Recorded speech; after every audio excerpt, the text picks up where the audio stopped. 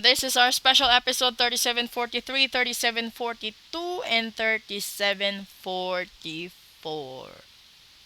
Mhm. 743, 44, and 45. Yun. Tumama din. Okay. So, gamitin natin ito, yun, no? Alamin natin, papaano ka ba sisiraan ng taong galit sa'yo or sasaktan ng taong galit sa'yo gamit yung energy papuntang undas. Okay? So, tanungin natin dito. Kukuha tayo ng tatlo, i-discuss natin, no? Alert na kayo dyan. Kaya huwag kayong magwasayang ng oras. Okay? Eto. Una, true north. Stay true to yourself. Ito yung isa sa pinaka naiinisan nila sa'yo. Hindi ka totoo. Pangalawa, 'di ba? Yung sige ka lang ng sige, wala kang pakialam. And pangatlo,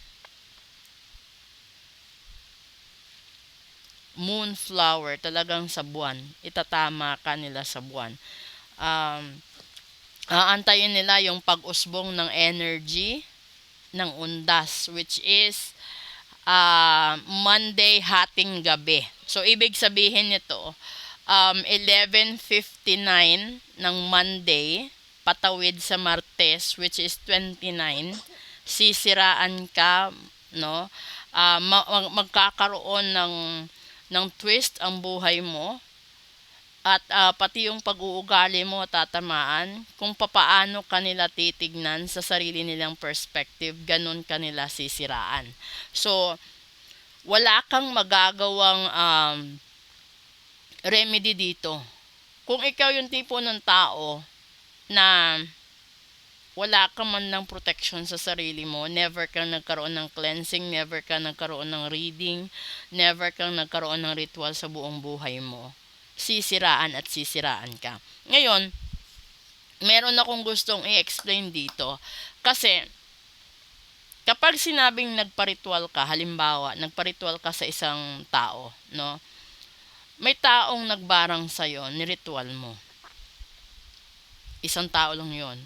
So, kung yung tao na kalaban mo, isa, dalawa, tatlo, dapat tatlo silang iritual mo. Tapos tatlo din yung go against ng protection mo.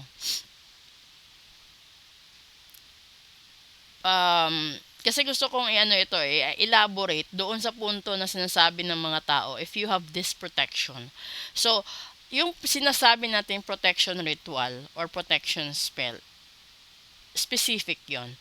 Dapat may protection ka sa pera mo, protection sa kaluluwa mo, protection sa kalusugan mo, protection sa pamilya mo, sa sarili mo, sa asawa mo, sa mga anak mo. Para siyang bracelet, 'di ba? Kung bibili ka ng bracelet, isa-isa kayo dapat. Hindi kayo pwedeng mag-share sa iisang bracelet. Ganon yung ritual. So, kung ikaw yung tipo ng tao na nasasaktan ka dahil inagawan ka, tinalikuran ka, na parang walang nangyari or parang walang katuturan, ibig sabihin nun ginayuma siya.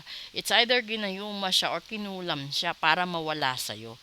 At kapag ikaw nasasaktan, nasusugatan, posible binarang ka. Posible kinulam ka para magkahiwalay at magkasiraan kayo. Ngayon, kung matindi yung galit mo sa taong umagaw sa mahal mo, dapat pag nagparitual ka, buo ang loob mo. 'Di ba? Kapag inagaw niya yung mahal mo, buo ang loob mo sa ritual. At ito yung sasabihin ko sa inyo, yung ritual na ginagawa ko is hindi parehas ng ritual ng iba na naniningil sila ng karma. Hindi yun. Yung gawain ko, halimbawa, inagaw sa'yo yung mahal mo. 'Di ba? Yung gagawin na naman natin dun is bawiin yung mahal mo. At tanggalin yung taong nagpahiwalay sa inyo. Yun lang yun.